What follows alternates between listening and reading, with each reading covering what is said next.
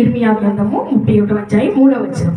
చాలా కాలము క్రిందట యెహోవా నాకు ప్రత్యక్షమై ఇట్లనెను, శాశ్వతమైన ప్రేమతో నేను నిన్ను ప్రేమించుచున్నాను కనుక విడువక నీ ఎడల కృప చూపుచున్నాను. దేవునికి స్తోత్రం కలుగును గాక.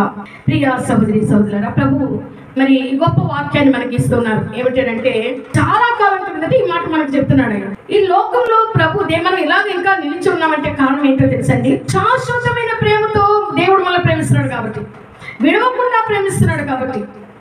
అదే కనుక మన యొక్క ప్రవర్తనకి ఆయన కోపం తెచ్చుకుని మనల్ని విడిచిపెట్టుంటే కనుక మనం ఈ విధంగా మనలేము.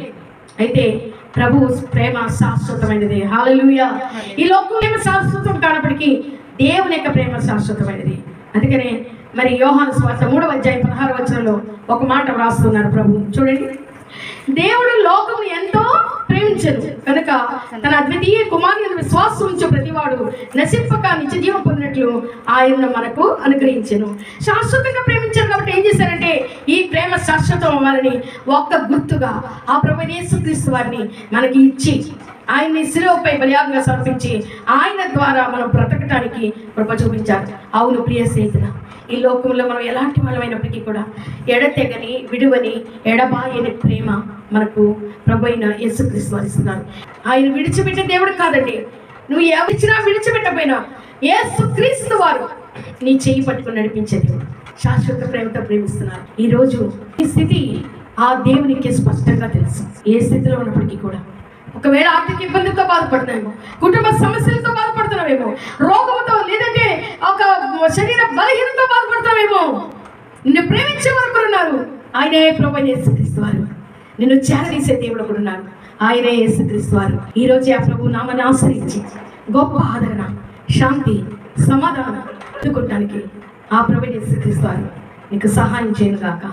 ఆమేన్. హల్లెలూయా. ప్రియ సహోదరి, ప్రభు నిన్ను పేరుతో పిలుస్తున్నాడు. ఈ ప్రోగ్రామ్ చూస్తున్న ఒక బిడ్డ పేరు నాకు ప్రభు తెలియజేస్తున్నారు. తబిత అనే ఒక పాప చూస్తుంది. ఈరోజు ప్రభు నిన్ను తాకబోతున్నాడు చెల్లి. ప్రియ సహోదరి, తబిత ఒకటే కాదు, మీ పేర్లన్నీ ప్రభు తెలుసు. ప్రభు ప్రతి ఒక్కరిని ఈరోజు దర్శించబోతున్నాడు. మీ స్థితిని మార్చబోతున్నాడు. నీ జీవితాన్ని మార్పునివ్వబోతున్నాడు ఆయన. దేవుని స్తోత్రం గాక. ప్రార్థన చేస్తున్నాం. స్తోత్రము తండ్రి, మహాపరిశుద్ధ, మీకు వేలాది వందనాలు, స్తుతులు, స్తోత్రాలు చెల్లించుకున్నా తండ్రి. ఈ వాక్యం వింటున్నా ప్రతి బిడ్డను మీరు చూస్తున్నారు. వారి స్థితిలో ఏ స్థితిలో ఉన్నారో మీరు చూస్తున్నారు. ఈరోజు వారి జీవితాన్ని ఒక గొప్ప మలుపు తెప్పబోతున్నారు తండ్రి.